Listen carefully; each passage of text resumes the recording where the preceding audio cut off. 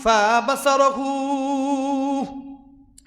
আল্লাহর কাছে দোয়া করতেছে, আমি যে চোখ দিয়ে আমি আমার মাহবুবকে দেখতে চাই না, আমার মাহবুবকে আমার রসুলকে দেখতে পারবো না, এই চোখ দিয়ে আমি আকাশের চন্দ্র দেখতে চাই না, এই চোখ দিয়ে আমি তারকাও দেখতে চাই না, এই চোখ দিয়ে আমি সূর্যের আলো দেখতে চাই না।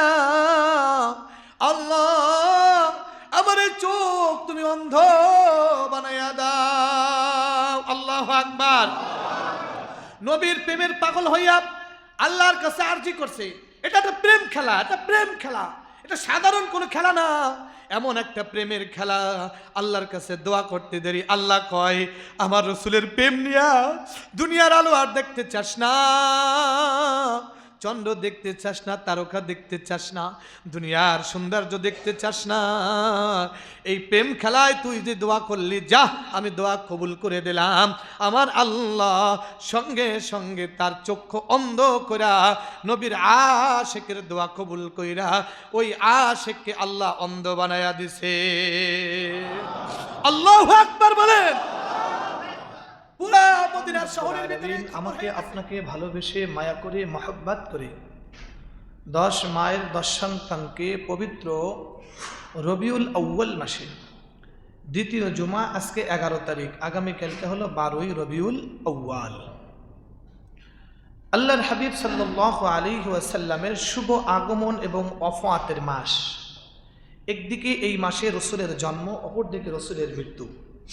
তো এমন একটা মোবারকপূর্ণ মাসে রসুলের সিরাত, রসুলের জীবন আদর্শের আলোচনা শুনবো এবং বলবো, এই মনোভাব নিয়ে মহান রব্বুল আলামিনের ঘরে সালাতুল জুমা আদায়ের উদ্দেশ্যে আসার বসার তৌফিক দিয়েছেন। এজন্য দিল থেকে সকলের শুকরিয়া আদায় করি, বলি আলহামদুলিল্লাহ। আল্লাহর হাবিব সাল্লাল্লাহু আলাইহি ওয়াসাল্লাম যখন দুনিয়ায় আগমন করেন, তাম পৃথিবীতে একটা আনন্দের ছোঁয়া বয়ে গেছে। এমনকি পশু পাখিগুলো একে অপরের সাথে তাদের ভাষায় তারা আল্লাহ হাবিবের প্রশংসা করে এবং বলে, আজ আমাদের খুশির দিন, এ ধরাতে তাশরিফ এনেছেন রাহমাতাল লিল আলামিন।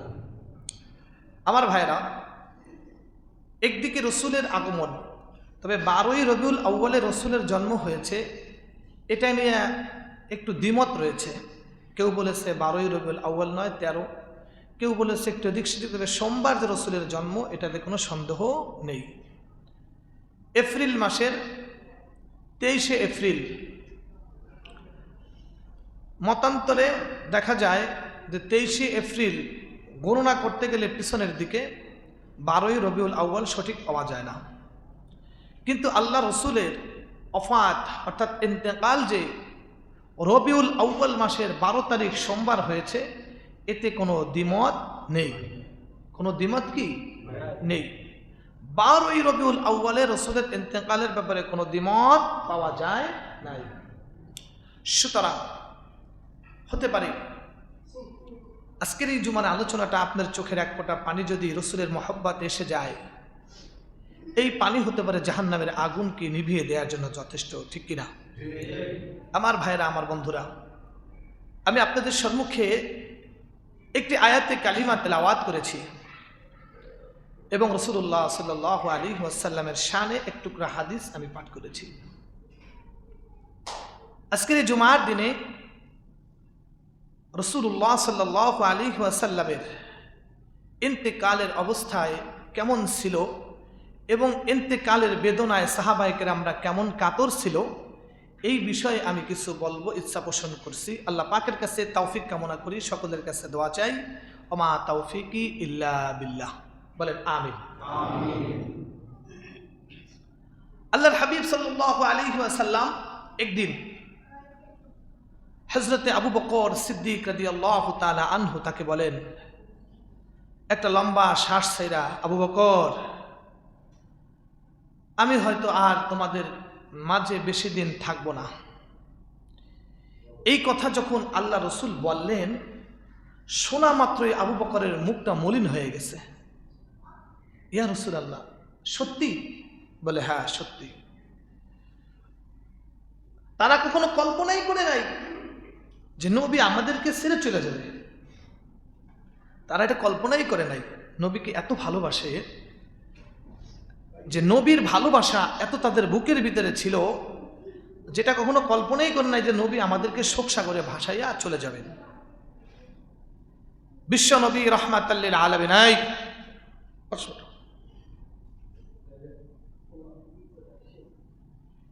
বিশ্ব নবী রাহমাতাল লিল আলামিন, তিনি যখন এই কথা বলছে, আবু বকর সিদ্দিক রাদিয়াল্লাহু তাআলা আনহুর ভিতরে ঝড় বইতেছে, ঝড়, যে নবী থাকবে না আমাদের ভিতরে। নবীর জবান থেকে বলছে, আবু বকর আর বেশি দিন তোমাদের মাঝে আমি থাকবো না। এই কথা শোনার পরে নবীর ভিতরে, আবু বকরের ভিতরে কি বইতেছে? হ্যাঁ, ঝড় বইতেছে। মুখে কান্নার কোনো শব্দ নাই, কিন্তু চোখ দিয়া অজরে টপ টপ করে পানি পড়তেছে। হযরত আবু বকর দিলের ভিতরে যে ঝড় বইতেছে, ঝড়টাকে চাপায় রাখা আল্লাহর নবীকে বলে, নবীজি সত্যি কি আপনি চলে যাবেন? উম্মতকে শোক সাগরে ভাসাইয়া আবু বকরকে উত্তর দেয় আল্লাহর নবী, হ আবু বকর, আমি চলে যাব, বেশি দিন আর তোমাদের ভিতরে আমি নাই। আবু বকর চোখের পানি টপটপায়া পড়ে, দাড়ি বায়া বায়া যেমন নদীর স্রোত বয়ে যাচ্ছে এরকম পানি টপটপায়া পড়তেছে। হযরতে আবু বকর ভিতরের ব্যথাটাকে চাপা দিয়ে রেখে বলি, ইয়া রাসূলুল্লাহ, ইয়া হাবিবাল্লাহ, আপনি চলে গেলে উম্মতের কি হবে? কি উম্মতকে সান্ত্বনা দিবে? আল্লাহ রাসূল বলে, আবু বকর শোনো, তোমাকে কিছু কথা বলে যাই। ইয়া রাসূলুল্লাহ বলেন। বলে, আমার যখন ইন্তেকাল হয়ে যাবে, সর্বপ্রথম আল্লাহ পাক রব্বুল আলামিন তার রহমত আমার উপরে নাজিল করবেন। আল্লাহ পাকের পক্ষ থেকে সব ফেরেশতারা দুনিয়ায় আগমন করবেন, আমি মুহাম্মদ রাসূলুল্লাহর উপরে দুরূদ ও সালাম পাঠ করবেন। আবু বকর, সাহাবায়ে কেরামরা যে যেখানে আছে এক এক করে আসবে, আমি পয়গম্বরের উপরে সালাম পেশ করবে। মহিলারা আসবে, তারা সালাম পেশ করবে, ছোট ছোট বাচ্চারা আসবে, সালাম পেশ করবে। এটাই হবে আমার নামাজে জানাজা। আবু বকর জিজ্ঞাসা করি, ইয়া রাসূলুল্লাহ, ইয়া হাবিবাল্লাহ, আমরা সমাধি কোথায় করব? আল্লাহর নবী তিনি বলেন, আমি এখন যেই জায়গার ভিতরে আছি এটা হলো আল্লাহর নবীর হুজরাখানা, মা আয়েশা রাদিয়াল্লাহু তাআলা আনহার ঘর। এমন সময় আবু বকর যখন জিজ্ঞাসা করছে, আপনার সমাধি কোথায় করব? আবু বকর সিদ্দিক রাদিয়াল্লাহু তাআলা আনহু বলে, আমি সমাধি কোথায় করব গো রাসূল, আমাকে বলে যান। আর আল্লাহর নবী বলে, আমি এখন যেই জায়গাটায় বসে আছি, আমার ইন্তেকালের পরে তোমরা এই জায়গায় আমারে সমাধি করবা। আল্লাহ রাসূল সাল্লাল্লাহু আলাইহি ওয়াসাল্লাম কি আবু বকর আবার জিজ্ঞেস করি, ইয়া রাসূলুল্লাহ, আপনার গোসল কিভাবে দিব? কে আপনার গোসল করাবে? কে আপনার লাশ নিয়ে কবরে নামবে? আল্লাহর নবী সাল্লাল্লাহু আলাইহি ওয়াসাল্লাম তিনি বলতেছে, আবু বকর, আমার গোসল যখন দিবা, আমার যারা একদম নিকটের আপনজন তারা আমার গোসল দিবে। তবে সাবধান সাবধান সাবধান, যারা আমার গোসল করাবে তারা যেন তাদের চক্ষুগুলোকে কাপড় দিয়ে ভালো করে বেঁধে নেয়। কারণ যদি আমি পয়গম্বরকে গোসল করানোর সময় কারণ নজর আমি পয়গম্বরের নাভির উপর থেকে নিয়ে হাঁটুর নিচ পর্যন্ত, এটাকে বলা হয় সতর, এই সতরের উপরে যদি কারো নজর পড়ে, নজর পড়তে দেরি, সে অন্ধ হইতে দেরি হবে না।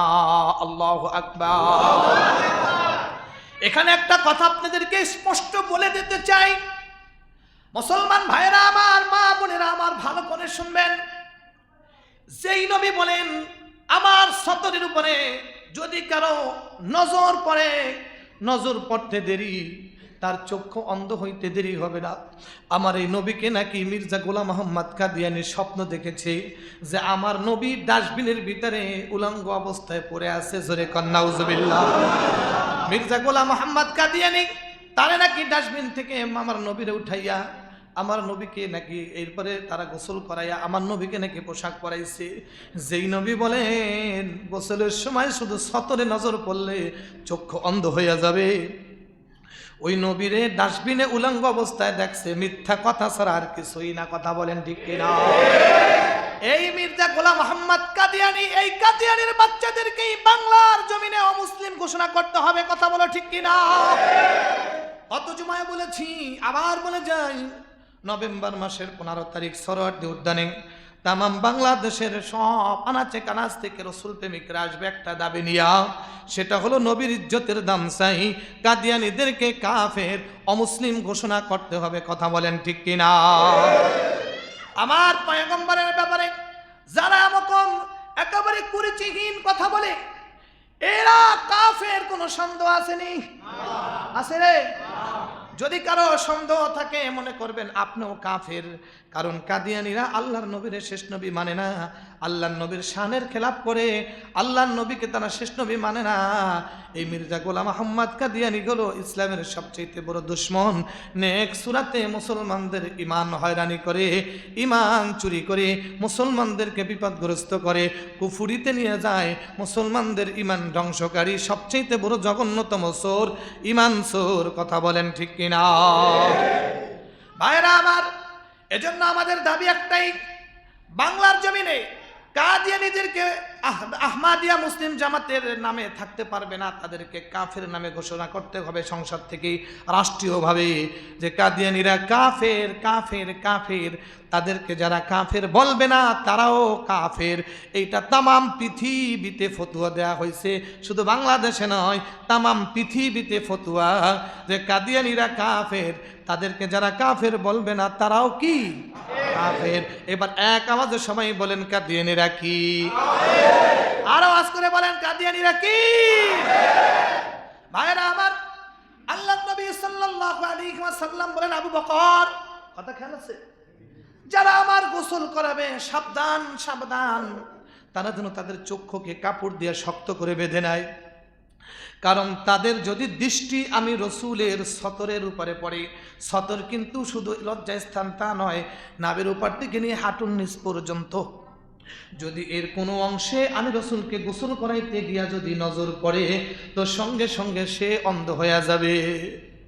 আবু বকর আমার যখন ওফাত হয়ে যাবে, ও আবু বকর আমার গোসল করাইয়া আমার নিকটের যারা আপনজন, হযরত ফজল, এরকম নিকটের যারা, তারা আমাকে, এই আমি এখন যেখানে বসা আছি আমার এই হুজরার ভিতরে আমাকে সমাধি করবা।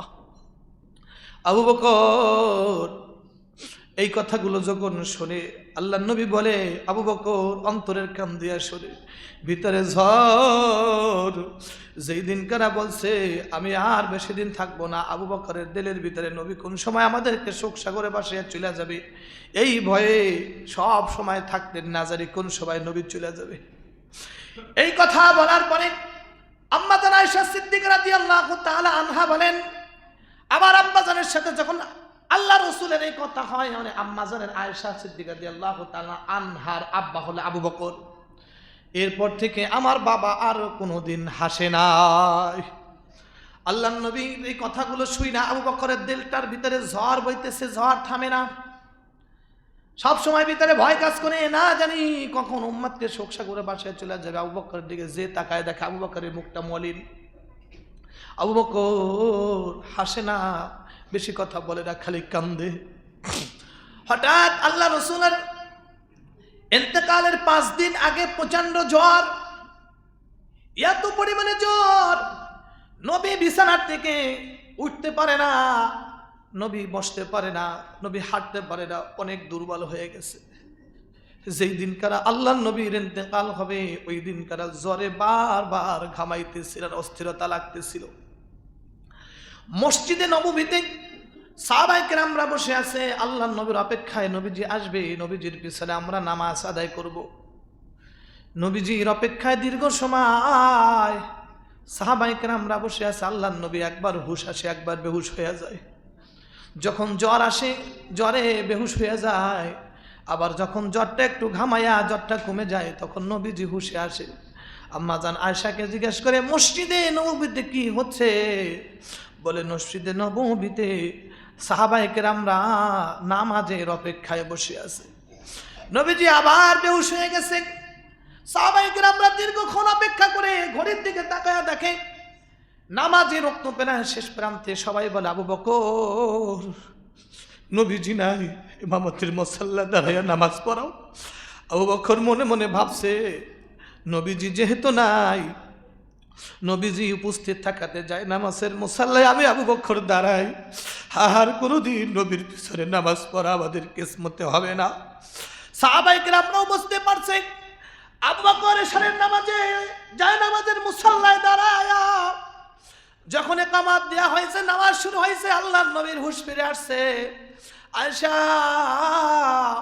মসজিদে নববীতে এখন কি হয়? বলি ইয়া রাসূলুল্লাহ, আপনার অপেক্ষায় থাকতে থাকতে আমার বাবার ইমামতিতে নামাজ শুরু হয়ে গেছে। নবীজি আয়েশাকে বলে, আয়েশা আমার একটু ধরো, একটু জাগাও। আম্মাজান আয়েশার এক কাদের ভিতরে এরকম হাত দিয়া দাঁড়ায়া মসজিদে নববীর থেকে আস্তে করে মসজিদে নববীর দিকে হুজরা থেকে তাকাইছে। তাকায়া নবীজি নামাজের দৃশ্যগুলো দেখে আর চোখ দিয়ে টপ টপ টপ টপ করে পানি পড়ে। আম্মাজান আয়েশা বলে, ইয়া রাসূলুল্লাহ, ইয়া হাবিবাল্লাহ, আপনি কেন কান্না করতেছেন? আম্মাজান আয়েশা বলে, আয়েশা রে সরো, আমি যে নামাজের জামাত কায়েমের জন্য, দিন প্রতিষ্ঠার জন্য তায়েফের ময়দানে রক্ত ঝরাইছি, উহুদের ময়দানে আমার দমদান শহীদ করেছি। আয়েশা, যে দিন প্রতিষ্ঠার জন্য, যে নামাজের জামাত কায়েমের জন্য আমি রাসূল যে মিশন নিয়ে এসেছি, আজকে আমি রাসূল আমার সাহাবীদের এই নামাজের জামাত দেখা আমার দিলটা ঠান্ডা হয়ে গেছে। এটা আবার কষ্টের কান্না নয়, এটা হলো আমার তৃপ্তির কান্না। কারণ আমি থাকবো না যখন আমার উম্মতেরা এইভাবে তারা কিয়ামত পর্যন্ত নামাজ আদায় করবে। ভাইরা আমার, আল্লাহর হাবিব সাল্লাল্লাহু আলাইহি ওয়াসাল্লাম আবার বেহুশ হয়ে গেলেন। নামাজ শেষ করে আজকে কোনো সাহাবায়ে কেরাম বাড়িতে যায় না, সব মসজিদে বসে অপেক্ষা করতেছে, কাঁদতেছে, না জানি কখন যেন কোন খবর চলে আসে। আল্লাহ রাসূল সাল্লাল্লাহু আলাইহি ওয়াসাল্লাম তিনি মৃত্যুর আগ মুহূর্তে এত অস্থিরতা, ইন্না লিল মাউতি লাসাকরাত, মৃত্যুর যন্ত্রণা শুয়ে গেছে। নবীজির কষ্ট হচ্ছে, বারবার নবীজি ঘামায়। আম্মাজান আয়েশা নেকড়া দিয়া তাড়াতাড়ি করে ঘাম মুছা দেয়, পানির পট্টি দেয়।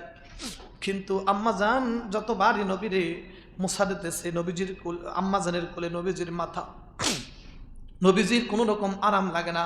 আম্মাজান আয়েশা মনে করলেন আমার হাত আর পয়গম্বরের হাত তো এক হবে না।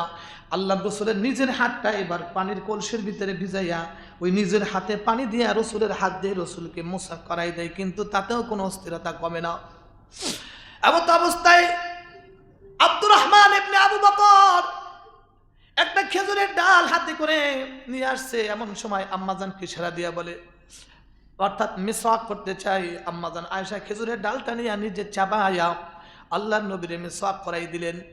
আল্লাহর নবীজির ইন্তেকালের পূর্বে মুহূর্তে নবীজির অবস্থা এমন সময় আল্লাহ জিবরাইলকে পাঠিয়ে দিছে, জিবরাইল যাও, আজরাইলকে সাথে নিয়া জিবরাইল আমিন আয়েশা ঘরের সামনে হাজির হয়ে গেছে।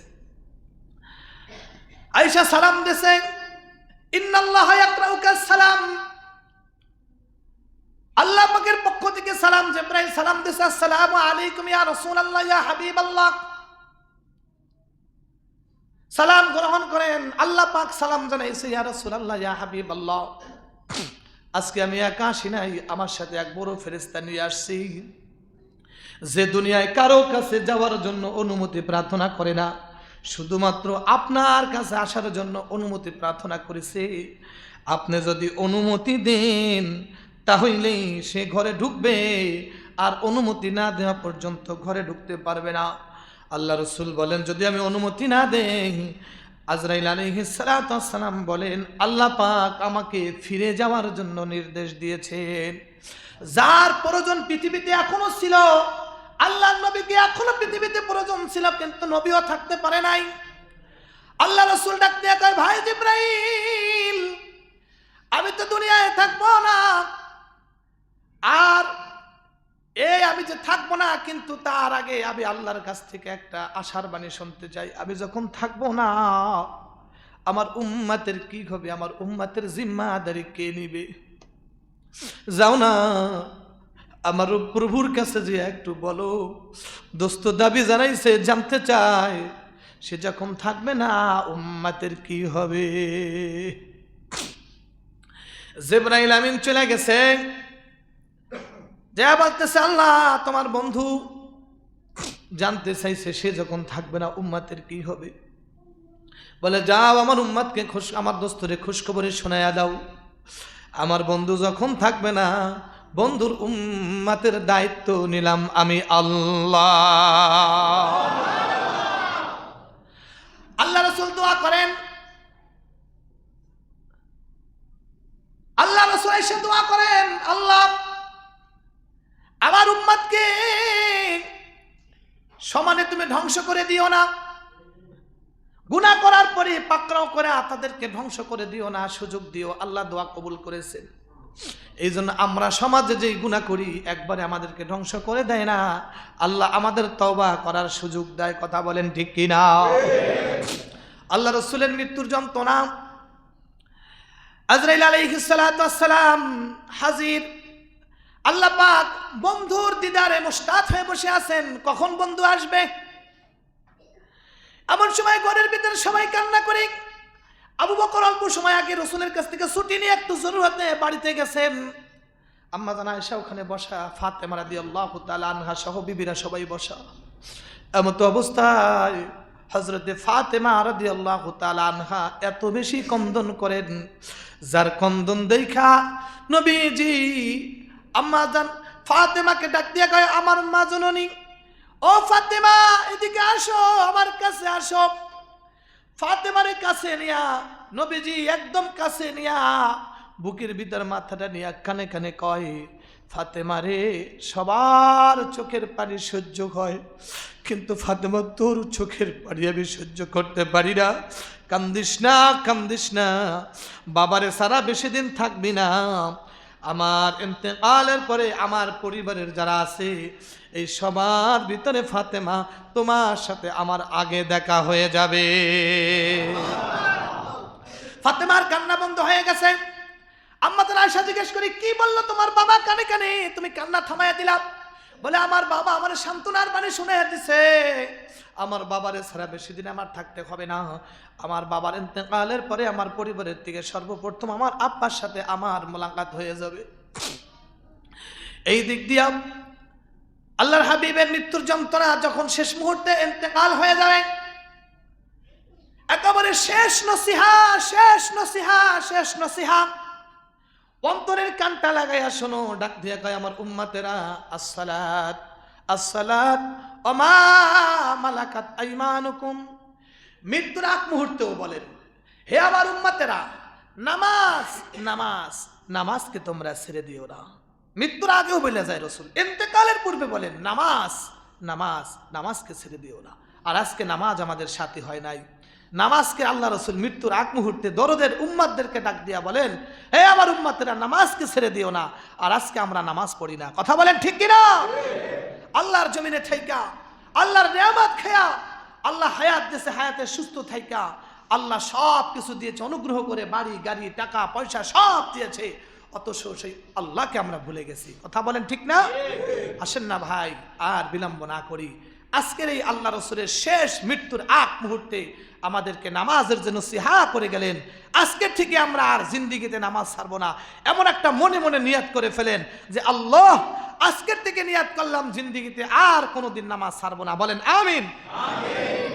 ভাইরা আমার, আল্লাহর হাবিবের ইন্তেকালের সময় হযরত আজরাইল আলাইহিস সালাতু ওয়াস সালাম যখন ঘরের ভিতরে প্রবেশ করলেন, একটি হাত বুকের উপরে রাখলেন, রাখার সঙ্গে সঙ্গে আল্লাহ রসুল বলেন, ভাই আজরাইল, তুমি কি আমার বুকের উপরে উহুদ পাহাড়টা রাখলা নাকি? বলি, ইয়া রাসূলুল্লাহ, ইয়া হাবিবাল্লাহ, আমি এই পর্যন্ত যত মানুষের রুহু কবজ করেছি তার ভিতরে সবচাইতে শান্তি দিয়া এবং একদম কষ্ট না দিয়া আমি আপনার রুহুকে কবজ করতেছি। এত অল্প কষ্ট দিয়ে আমি আজ পর্যন্ত কারো রুহু কবজ করি নাই। আল্লাহ রসুল কয়, ভাই আজরাইল, তোমার হাতটা শুধু রাখছো আমার বুকের উপরে, তাতে যদি এত কষ্ট হয় তাহলে যারে কষ্ট দিয়ে রুহ কবজ করো তার না জানি কত ব্যথা হবে। আল্লাহ নবীরে শুনায়া দেয়, দোস্ত, আল্লাহ নবীরে শুনায়া দেয়, ইয়া রাসূলুল্লাহ, ইয়া হাবিবাল্লাহ, শুনেন শুনেন, আপনার উম্মাদেরকে আরো এত আসানের সাথে যারা আপনার আদর্শ মেনে চলবে, আল্লাহর হুকুমের উপরে চলবে, তাদের রুহু আমি এমনভাবে কবজ করব যেমন মায়ের কোলে ছোট্ট শিশু বাচ্চা দুধ খাইতে খাইতে ঘুমায়া যায়, ঠিক পায় না, তারাও ওরকম ঠিক পাবে না। তবে এজন্য আমাকে আপনাকে আল্লাহ রসুলের জীবন আদর্শ মেনে চলতে হবে। কথা বলেন ঠিক কিনা? আল্লাহ নবী, লা ইলাহা ইল্লাল্লাহ, ইন্না লিল মাউতি লাসাকরাত, এই মৃত্যুর যন্ত্রণা কঠিন, এই মৃত্যুর যন্ত্রণা শুরু হয়ে গেছে। নবীজি যখন ওফাত হয়ে গেল, দুনিয়ার থেকে চিরবিদায় নিয়ে চলে গেলেন, আম্মাজান আয়েশা বসা, সবাই বসা। নবীজি আস্তে করে যখন ওফাত হয়ে গেল, ওফাত হয়ে যাওয়ার সঙ্গে সঙ্গে আম্মাজান আয়েশা রাসূলকে ধরে জড়ায় কান্না শুরু করে দিলেন। সব ঘরের ভিতরে কান্না রুল পড়ে গেল। আম্মাজান আয়েশা একটা চাদর দিয়া ঢাইকা ভিতর থেকে পর্দা নিয়া ঘোষণা করছে, নবীর সাহাবীরা, তোমাদের নবী আর দুনিয়ায় নাই, ইন্তেকাল করেছেন। বলো ইন্না লিল্লাহি ওয়া ইন্না ইলাইহি রাজিউন। ওই কথা বলতে দেরি মদিনার ভিতরে কান্না রোল পড়ে গেছে, মানুষ চটপটে কান্দে, নবী নাই, নবী নাই, কে কোথা শুনে, নবী নাই। মদিনার শহরের ভিতরে কান্না রোল সরে পড়ছে, এনে সরাই ধরে কান্দে, এ মাটিতে দাপায়া দাপায়া কান্দে, এ বিছানার ভিতরে লাফায়া লাফায়া কান্দে, সবাই কান্দে, যে যেখানে আছে সে সেখানে কান্দে। বেলাল মসজিদে নববীতে বসা, শুনতে নবী নাই, ওরে নবী নাই, শোনা মাত্র বেলাল বেহুশিয়া মসজিদ নববীতে পড়ে গেছে। এই দিক দিয়ে সব জায়গা ছড়িয়ে পড়ছে। আল্লাহর নবীর এক সাহাবী খেজুর গাছের উপরে ওইটা খেজুর গাছ নিরাইতেছিলেন, খেজুর গাছের বাগানে কাজ করে হযরত আব্দুল্লাহ ইবনে যায়েদ ইবনে আব্দুর রাব্বি রাদিয়াল্লাহু তাআলা আনহু খেজুর গাছের বাগানে ওইটা খেজুর গাছ নিরাইতেছিলেন। এক লোক দৌড়ে কয়, এই খবর শুনছো? আমি বলে, কি খবর? বলে, নবীজির খবর। বলে, সকালে দেখে আসছি যে নবীজি একটু ভালো। বলে, তুমি ভালো দেখে আসছো? নবীজি দুনিয়ায় নাই, নবীজি চলে গেছে। খেজুর গাছের উপর দিকে এইভাবে গড়ায়া নিচে জমিনে পড়ে গেছে। 15-20 খেজুর গাছের উপর থেকে নিচে পড়ে দিয়া এইভাবে মাঠু দুইটাকে গাইরা দিয়া দুইটা হাত উঠাইয়া দোয়া করে, আল্লাহ, এই চোখ দিয়া তোমার মাহবুবকে আর দেখতে পারবো না, আমি আমার এই চোখ দিয়া এই দুনিয়া দেখতে চাই না, যেই চোখ দিয়া তোমার বন্ধুর সৌন্দর্য দেখতে পারবো না, আমি আমার এই চোখ দিয়া দুনিয়ার এই সুন্দর ফুল দেখতে চাই না, এই পর্বতমালা দেখতে চাই না, এই দুনিয়ার সৌন্দর্যময় আমি আর দেখতে চাই না, এই দুনিয়ার কলো কলো নদী বহন আর দেখতে চাই না, এই দুনিয়ার আর কোনো সৌন্দর্য আমি দেখতে চাই না। দুইটা হাত তুলে আল্লাহর কাছে দোয়া করে, আল্লাহুম্মা যাহাব বাসরি হাত্তা লা আরা আহাদ ওয়াসাল্লাম ফাকুফা বাসারহু। আল্লাহর কাছে দোয়া করতেছি, আমি যে চোখ দিয়ে আমি আমার মাহবুবকে দেখতে চাই না, আমার মাহবুবকে আমার রসুলকে দেখতে পারবো না, এই চোখ দিয়ে আমি আকাশের চন্দ্র দেখতে চাই না, এই চোখ দিয়ে আমি তারকাও দেখতে চাই না, এই চোখ দিয়ে আমি সূর্যের আলো দেখতে চাই না। আল্লাহ, আমার এই চোখ তুমি অন্ধ বানাইয়া দাও। আল্লাহু আকবার। নবীর প্রেমের পাগল হইয়া আল্লাহর কাছে আরজি করছে। এটা একটা প্রেম খেলা, এটা প্রেম খেলা, এটা সাধারণ কোনো খেলা না, এমন একটা প্রেমের খেলা। আল্লাহর কাছে দোয়া করতে দেরি আল্লাহ কয়, আমার রসুলের প্রেম নিয়া দুনিয়ার আলো আর দেখতে চাস না, চন্দ্র দেখতে চাস না, তারকা দেখতে চাস না, দুনিয়ার সৌন্দর্য দেখতে চাস না, এই প্রেম খেলায় তুই যে দোয়া করলি, যা আমি দোয়া কবুল করে দিলাম। আমার আল্লাহ সঙ্গে সঙ্গে তার চক্ষু অন্ধ কইরা নবীর আশিকের দোয়া কবুল কইরা ওই আশিককে আল্লাহ অন্ধ বানায়া দিছে। আল্লাহু আকবার বলেন।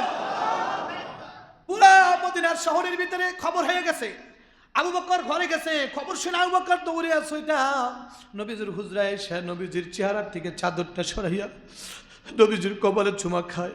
আর নবীজি কি ধইরা আবু বকর কান্দে, আবু বকরের সুখ সাগরে বাসাইয়া নবীজি চলে গেলে কে আমারে আবু বকর বলে ডাকবে, কে কাছে নিয়ে বসবে, কে আমার সাথে গল্প করবে, আবার কে আর সাথে নিয়ে চলবে, আবার যে আর কেউ থাকলো না। নবীজি আবু বকরকে রাইখা কেন চলে গেলেন? আবু বকর দুনিয়ায়, আপনি চলে গেলেন, আবু বকর কি নিয়ে বাঁচবে? আবু বকর চোখের পানি ছাইরা ছাইরা কান্দে, এমন ভাবে চোখের পানি ছাইরা ছাইরা আবু বকর কান্দে। আবু বকরের ভিতরে ওই যে 2 মাস আগে বলছিল আমি থাকবো না, ওই ঝড়, ওই আগুন ভিতরের থেকে পুইরা পুইরা ভিতরের কলিজাটা পুইরা কালো হয়ে গেছে। বাহিরে পাগলামি করতেছে। ওমর কয়, এই খবরদার, তরবারি হাতে, যে বলবি আমার রসুল ইন্তেকাল করছে তার আকারে কল্লাটা আলাদা করে দেবো। আমার রসুল ইন্তেকাল করছে, যে কবি তারা শেষ করে দেবো, একেবারে শেষ, এক কব দিয়ে দুর্গাকে দেবো। আরে মুসা নবী গেছিল আল্লাহর সাথে দেখা করতে তুর পাহাড়ে, আমার রসুল আল্লাহর সাথে দেখা করতে গেছে, আবার আসবে, এইভাবে পাগলামি করতেছে, তরবারি ঘুরাইতেছে। খবরদার, কেউ বলবি না, আয় কেউ বলবি না। সব কোনো সাহাবী কয়, রসুল যখন ওমর যখন এই কথা বলছে, আমরা মনে করছি তারা নবী মনে আমাদের কাছে আবার ফিরে আসবে। আবু বকর আল্লাহ নবীর চাদর দিয়ে ঢাইকা বেরোইছে, বেরিয়ে দেখে পাগলামি চলতেছে, কঠিন পাগলামি। আয় আমার, তুমি কি কোরআনের আয়াতকে বিশ্বাস করো না? ইন্নাকা মাইয়িতু ওয়া ইন্নাহুম মাইয়িতুন। ওমরকে সম্বোধন করে আবু বকর বলতেছে, আই ইন্নাকা মাইয়িতু ওয়া ইন্নাহুম মাইয়িতুন, নিশ্চয়ই তোমারও মৃত্যু হবে এবং তাদেরও মৃত্যু হবে। এই যখনই এই কথা শুনছে, শোনার পরে আবু বকর সবাইরে ডাকছে, এই সাহাবীরা, যারা আল্লাহ রসুলের সাহাবী, সবাই দেখে আসো, সবাই দেখে আসো। সবাই ডাইকা নিয়ে বসছে। ওমর রাদিয়াল্লাহু তাআলা এখনো পর্যন্ত পাগলামি থামে নাই। এমন সময় হযরত আবু বকর সবাই ডাইকা কাছে নিয়ে একটা সুন্দর লম্বা চূড়া একটা ভাষণ দিলেন। এই ভাষণটা আমি আপনাদের সামনে বলবো। যখনই আবু বকর সিদ্দিক রাদিয়াল্লাহু তাআলা আনহু সবাই ডাইকা নিয়ে একটা ভাষণ দিলেন, এই ভাষণের শুরুটা এমন ছিল, সর্বপ্রথম আল্লাহ পাকের প্রশংসা, হামদ, আল্লাহ পাকের প্রশংসা করেছেন, আল্লাহ রাসূলের উপরে দুরূদ শরীফ পড়েছেন। পড়ার পরে আবু বকর বলে, মান কানা মিনকুম ইয়াবুদু মুহাম্মাদ, মান কানা মিনকুম ইয়াবুদু মুহাম্মাদ ফাইন্না মুহাম্মাদান ক্বাদ মাতা ওয়া মান কানা মিনকুম ইয়াবুদুল্লাহ ফাইন্নাল্লাহা হাইয়্যুল লা ইয়ামুত। قال الله تعالى وما محمد إلا رسول قد خلت من قبله الرسل أفإن مات أو قتل انقلبتم على أعقابكم ومن ينقلب على عقبيه فلن يضر الله شيئا وسيجزي الله الشاكرين। আল্লাহু আকবার বলেন। যখনই হযরতে আবু বকর এই ভাষণ দিয়া আয়াত তেলাওয়াত করছে, ওমর এইবার বুঝতে পারছে নবীজি নাই, সঙ্গে সঙ্গে হাত থেকে তরবারি পড়ে গেছে। ওমর দাঁড়ানো মানুষটা ঠাস করে পড়ে গেছে। আল্লাহু আকবার বলেন। এইবার ওমর ফুফায়া ফুফায়া কান্দে। এত সময় ইশকের ঠেলায় জোশের ঠেলায় তরবারি লড়াইছে। যখন আবু বকর ভাষণ দিয়েছে যে ওমরের পাগলামি কেউ থামাইতে পারবে না, ওমরের সামনে যাওয়ার সাহস কারো নাই। আবু বকর যখন সবাইরে নিয়ে সুন্দর একটা ভাষণ দিলেন, ভাষণ দিতে দেরি, এইবার ওমর বসতে দেরি নাই যে রসুল নাই। ওমর যেন কলা গাছ কাটলে যেরকম ঠাস করে কলা গাছটা পড়ে যায়, ওরকম পয়রা ওমর এবার কান্ধের বিড়ায়। যে ভাষণটা দেয়া হয়েছে, আবু বকর বলে, এই তোমরা যারা মুহাম্মাদের ইবাদত করতাম, মুহাম্মদ ইন্তেকাল করছে, তো ইবাদত শেষ হয়ে গেছে। কিন্তু তোমরা যারা আল্লাহর ইবাদত করতাম, মনে রাখবা আল্লাহ তাআলা যিনি চিরঞ্জীব, তিনি কখনো মৃত্যুবরণ করবে না। সুতরাং আল্লাহর ইবাদত যারা করো তাদের ইবাদত শেষ হয় নাই। আল্লাহ পাক কোরআনে কারীমের ভিতরে বলেন, ওমা মুহাম্মাদুন ইল্লা রাসূল কদ খালাত মিন ক্বাবলিহির রাসূল। আপনি একজন রাসূল, আপনার পূর্বে অনেক রাসূল অতিবাহিত হয়ে গেছে। এইভাবে যখন আল্লাহ পাক রব্বুল আলামিন কোরআনে হাকিমের এই আয়াতটা আবু বকর যখন তেলাওয়াত করলেন, তেলাওয়াত শুনেই বুঝছে নবীজি আর এই দুনিয়াতে নাই। সব মানুষ এবার কান্না করতেছে, কান্না করতেছে। মদিনার শহরে, মদিনার অলিতে গলিতে শুধু কান্না আর কান্না, কান্না আর কান্না। যেই দিন কারা নবীজির জন্ম, বলেন আপনারা যে নবীজির জন্ম হয়েছে 12ই রবিউল আউয়ালে, জন্মের আনন্দ করবেন, করেন, অসুবিধা নাই। কিন্তু 12ই রবিউল আউয়াল ওটা তো মতভেদ আছে, কিন্তু ওই দিন তো রসুলের ইন্তেকাল হয়েছে। এখন আপনিই বলেন, রসুলের ইন্তেকালে সাহাবায়ে কেরামরা কান্না করতেছে, রসুলের ইন্তেকালে মদিনার ভিতরে শোকের ছায়া বইতেছে।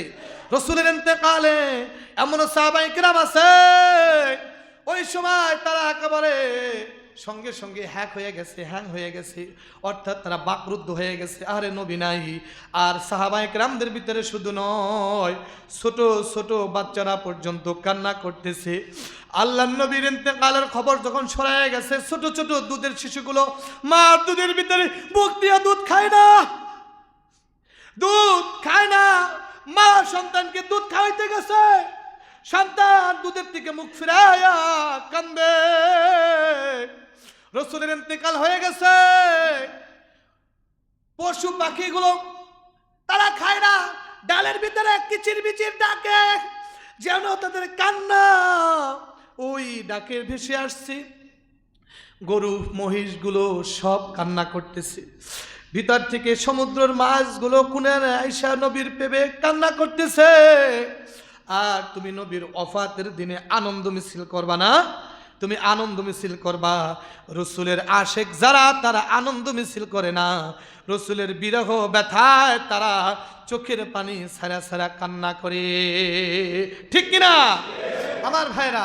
এইগুলো আলোচনা তো ছোটখাটো সময় করতে গেলেও, এই যে দেখেন জুমার দিন সময় হয়ে গেছে, আমি এখন আর আলোচনা ইচ্ছা করলে বানাইতে পারতেছি না। এগুলো হলো বড় বড় ময়দানে লম্বা চূড়া আলোচনা করলে 1.5 ঘন্টা 2 ঘন্টা বললে মোটামুটি এইগুলো শেষ হয়। হ্যাঁ, কিন্তু এতে তো এখন মাঝখানে রেখে দেওয়া লাগতেছে। হ্যাঁ, আজকে আমার এই যে সদরপুর যে আমার বন্ধুবর মুফতি আনোয়ার ইসলাম খান সিরাজি দিশারি মসজিদ, ওখানে আমার মাগরিবের এশারের পরে বয়ান আছে। ওনারা একটা আয়োজন করছে, ইসলাহি প্রোগ্রামের আয়োজন। ইনশাআল্লাহ ওখানে গেলে হয়তো লম্বা চূড়া আলোচনা করলে আরও লম্বা হবে আর কি, শোনা যাবে আর কি। তো যা হোক, যে কথাগুলো আমরা তো সময় বললাম, রসুলের প্রেমের কথাগুলো, রসুলের ইন্তেকালের সময়ের অবস্থা, সাহাবায়ে কেরামরা কেমন তারা আশিক ছিলেন, আর সাহাবাদের অবস্থা কি হয়েছিল, আগামী জুমায় আল্লাহ যে তৌফিক দিয়ে কিছু বলবো। এই মাস সিরাতের আলোচনায় চলতে থাকবে ইনশাআল্লাহ। আমাদেরকে আপনাদেরকে আল্লাহ রসুলের খাঁটি প্রেমিক হইয়া কবরে যাওয়ার তৌফিক দান